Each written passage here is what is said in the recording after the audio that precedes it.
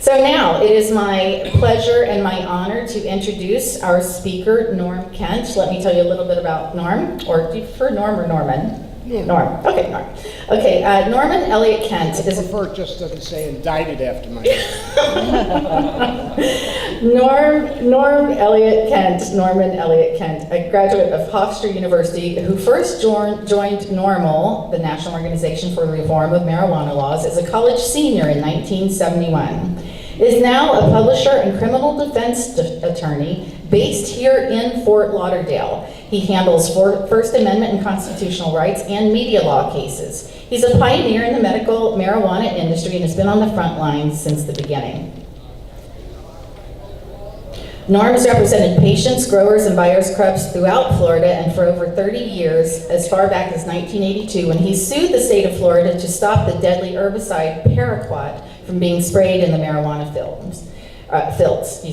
Norm has also authored the Pot Warriors Manifesto, contributing to marijuana advocacy columns through Counterpunch.org and many other outlets, and has also lectured at multiple Norml legal seminars, conferences, and other events on specific cannabis law issues around the country.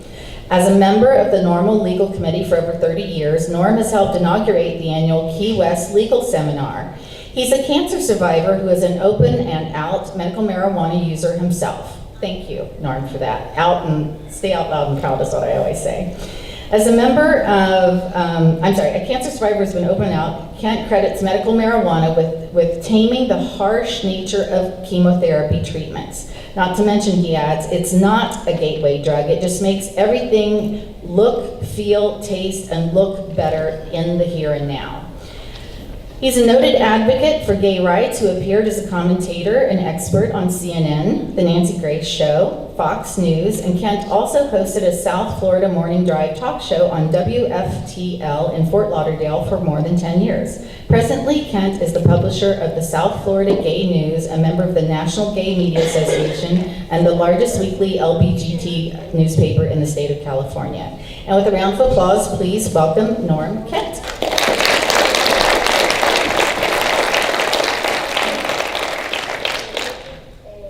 I think it's the state of Florida, but California is not a bad place to be.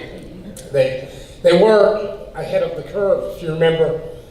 It's actually, when you stop and think about it, this is the 30th anniversary of Prop 215 in California, which started medical marijuana collectives.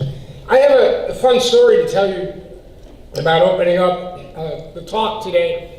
Mentioned it to Bob Riley, who's starting a HIGHLIFE magazine here in Florida himself last night. And my nephew, of course, is running late. I don't know if he's in the room yet. So if he's not, I might get away with this talk. He'll probably walk in any second and you could laugh at him. But yesterday in Margate, Florida, my niece's daughter had her 5th grade graduation. So I met with my nephew to see my niece at this graduation up in Margate, and of course, Tyler's running late. But after the graduation ceremony, where it was a kindergarten, pre-K, and 5th grade graduation ceremony, I can't tell you what it's like when you hear a 4-year-old as a valedictorian get up on stage and say she wanted to reflect on her life's experiences as she was moving to a new stage in life from pre-K to K. So afterwards, we decide we're going to a pizzeria. It's called La Pizzeria in Margate on East Sample Road. And it is a family-style restaurant, and on the chalkboard, it has all these sayings of citizen activism. One of the signs on the wall said, "Welcome to America, where if you call for a pizza, it will get to your home before a cop does," which for a lot of us, we prefer that. But then my nephew, who was running a little late, I wonder why, he looks up, look, he says there's a sign that says legalize marijuana on the wall as well. And I look up and I said, Tyler, that does not say legalize marijuana, it says legalize marinara. See, In Florida, pot, I said the sign said, "Welcome to America," where pizza gets to you before the police. Well, welcome to Florida, where pot is still illegal, police still arrest you, and politicians still want to lock you up. Welcome to Florida, where, as Cheryl just pointed out so eloquently, 72% of our citizens voted to medicalize marijuana, but 75% of our lawmakers still want to keep it from you. But let me tell you, they won't succeed. They won't succeed because the will of the people is the wave of the future. And as surely as waves crash upon the shore each day in South Florida, so too will your investments in cannabis one day turn as green as the palm trees surrounding you. The cannabis industry, the investment industry, has exploded both nationally and internationally. It's not just about cannabis and communes. It's not just about awarding the High Times Cannabis Cup to the best new strain of purple diesel. It's about finding a business model that will be a diesel engine to fuel economic growth for an emerging industry of professionals and not just pot smokers. You see, for the first time in America, whether it is Fort Worth or Fort Lauderdale, Ohio or Oregon, we are all talking about incorporation instead of incarceration. As our society starts to responsibly manage marijuana, we will be employing regulatory agencies to protect our businesses rather than arrest our citizens. We will be opening up dispensaries, not raiding them. We will be marketing cannabis over the counter instead of in dark alleys.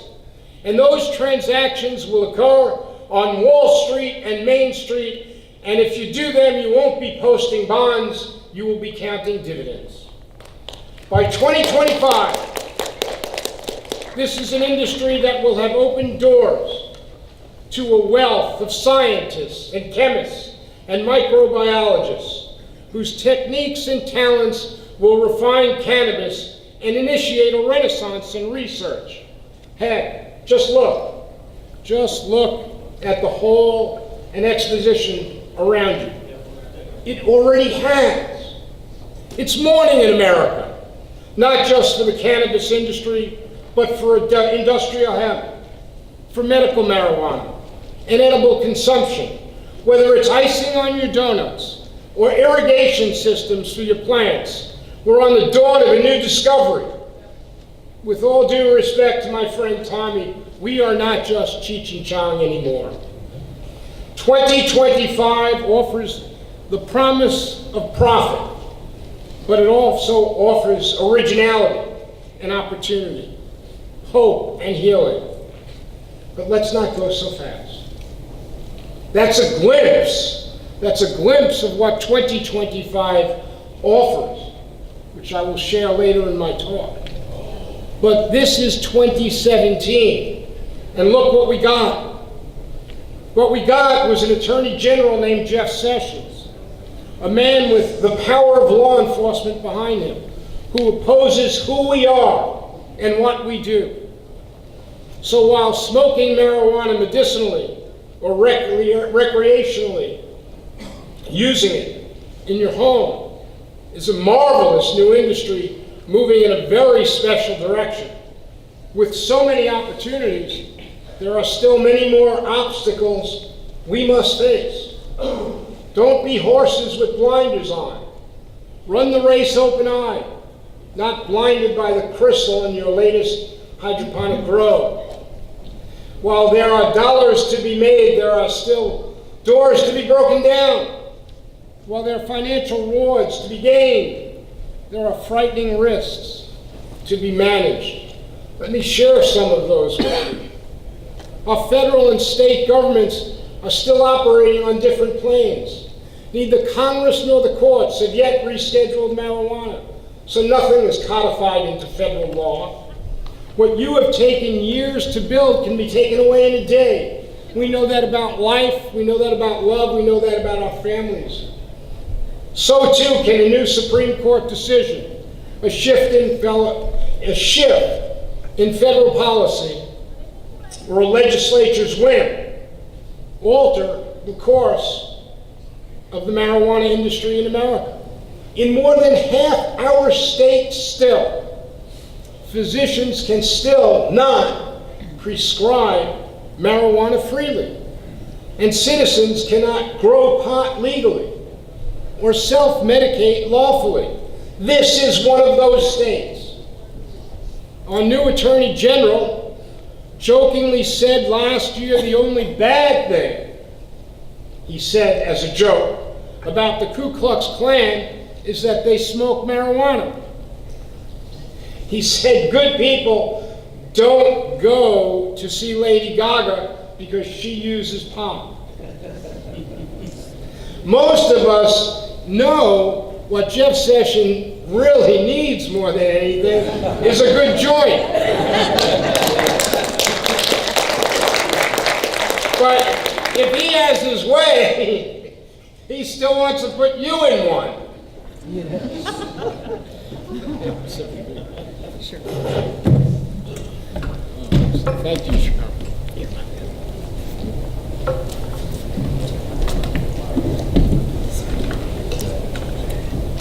It's no joke. It's no joke. It's a real and present danger.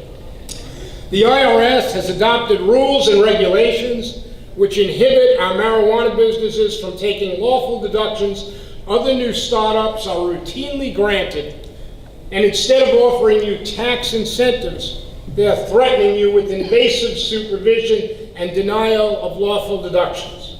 Last week, DEA Chief Chuck Rosenberg reinforced his previous view of weed in just 4 words. Speaking at the Cleveland Clinic, the health institution in Ohio, he said, marijuana is not medicine. Banking regulators have restricted dispensaries from accepting and using premium banks and credit cards in their establishment, forcing dispensaries and recreational facilities where it's now lawful to pay higher interest rates, like you do on your credit cards if you miss a payment, if they open up marijuana-related establishments. Large amounts of collected cash have presented security risks that jeopardize employees and staffs in marijuana facilities. States like Florida are passing laws that limit access to marijuana licenses to only the rich, the white, and well-endowed, creating illegal monopolies that deny public access to cannabis. It was only a threat by the Black Farmers Association, which Norml agreed to join into, that enabled black farmers in the state of Florida to be considered in the second wave of licenses that the state will eventually offer. And cities in Florida are banning medical dispensaries and adopting zoning code restrictions that are legally and facially unconstitutional. They're treating marijuana as a menace instead of a medicine. And as legislators in Florida meeting in special session this month are seriously discussing a new plan to inaugurate our medical marijuana amendment, they said, as Cheryl just pointed out to you, that they don't want to let you be able to smoke marijuana. Are they for real? No, smoke is a joke. It reminds me, and I'm old enough to remember this, when Chevy Chase hosted Saturday Night Live, and he did a feature on marijuana. He took a joint and jammed it into his arm, and it broke and crumbled. And he said, "No wonder why they call it dope." No smoke is a joke. Citizens won't tolerate it, lawyers will not accept it, and neither will you, should I, or anyone. We passed a medical marijuana amendment in Florida with 72% of the vote. That's more than any candidate for state house, legislature, governor, or cabinet position got. Pot beat out every politician. But it gives us an idea. It gives us an idea of what kind of battles we will be facing in the next few years. The drug war created by police abuses is coming to an end. The legal war created by political abuses is just beginning. We're going to have to fight monopolies created by legislators and be heard in every community. So, with victories at the ballot box, we will have new battles to fight in city commissions. Here's what I want to tell you, and I want you to integrate it into your soul. You're not just opening a candy store on the corner. You're cultivating a new industry for our country. Our chocolate bars have a little more kick than Hershey's, but they're worth fighting for, because ultimately, you're not fighting just for the right to get high or to smoke pot. When we voted for medical marijuana in Florida, like other states from Arizona to New Jersey, we voted for a constitutional right that's invested in our heart and soul. Legislators can't frustrate that. When you have a constitutional right, what does that mean? It means you're fighting for the right to choose and carve your own destiny, the way Americans pioneered their own future apart from a king 240 years ago. You're trying to fulfill your dream, manage your business, and market a medicine that heals without government interference, illegal surveillance, or unjust restriction. And it's now your right in the state of Florida. Your presence here today, it's more than about opening a business. You're charting and sailing in new and untested waters. It makes you America's new drug warriors. You're like the young man who stood up before the cannon in Tiananmen Square 2 decades ago. You can't let yourself get shot down. You're braving a path that has not been walked, challenging an institution that has not yielded the way. And in many places, you are still not welcome, and your products are still not wanted. But look at this room, and look around the country at the industries and associations being spawned by ganjapreneurs. Look at the amazing magazine, Kush, that Cheryl's put together. Look at the program and the industries and the people around you. We're not alone. We have friends. Finally, after decades hiding in shame and not speaking up or speaking out, cannabis consumers have learned something from my friends and colleagues in the gay community. We've come out of the closet.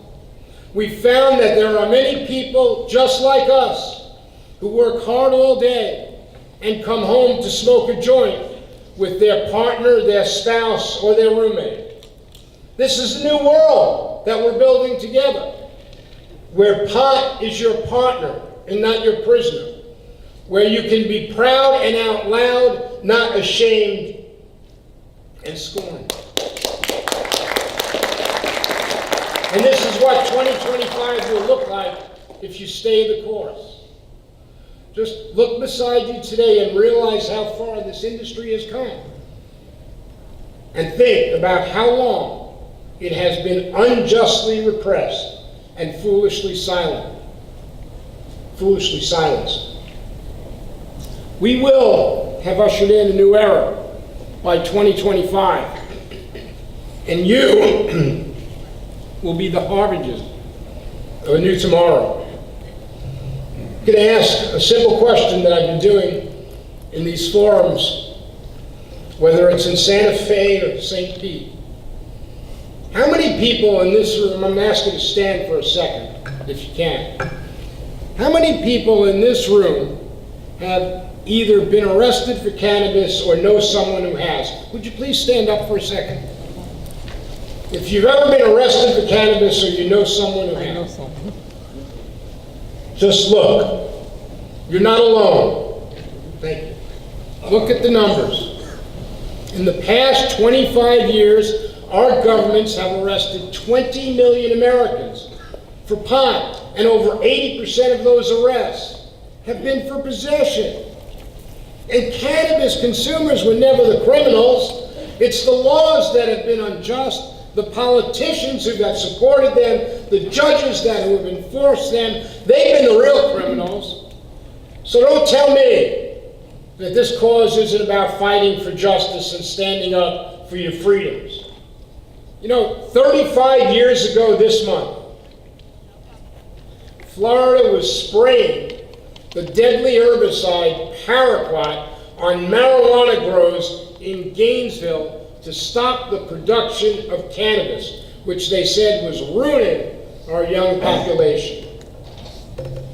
Today, a mile from where planes in Florida sprayed their deadly spray, dispensaries have now paid the state over $500,000 for a state license to grow marijuana they could be selling to you by the end of the year. We've come a long way. You said a cigarette commercial like that. Remember Virginia Slims? You've come a long way, baby. The organization I represent, Norml, we went to court in 1982 to stop that marijuana spraying, to stop illegal regulations from denying you access to cannabis as medicine.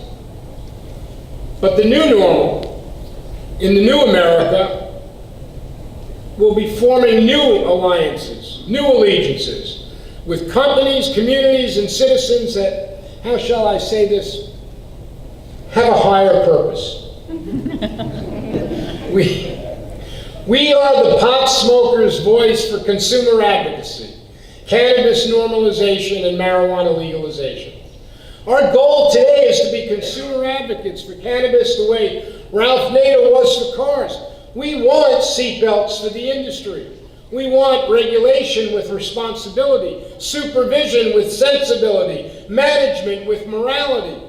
You know, already in Colorado, government regulators have had to launch injunctive actions against unethical businesses who were spraying toxic pesticides on widespread commercial grows intended for public consumption. This is unacceptable, and we must hold these corrupt enterprises accountable as you forge your new business, fight against the immorality of those that are there. We expect a government that teams with cannabis investors by 2025 to endorse best practices, deliver quality products, ensure universal access to marijuana at reasonable prices. We want a government that seeks partners, not prisoners. We don't want pesticides poisoning our pot on our farms. We don't want scales falsifying weights in our dispensaries. We want cannabis to be sold in corner stores in the daytime and not on street corners at night. So yes, by 2025, as this industry emerges and as your businesses grow, cannabis will be regulated. But expect that your children will be protected. Better to be reasonably taxed for your business than unjustly incarcerated for your buzz. Better to have your pot dollars build new schools than more prisons. Better we fund therapeutic programs for drug abusers than surveillance programs for police. Henry David Thoreau, great American, once wrote that we must build our castles in the air. That's where they belong. But for them to be sustained, for this business to grow, we must erect a foundation under them.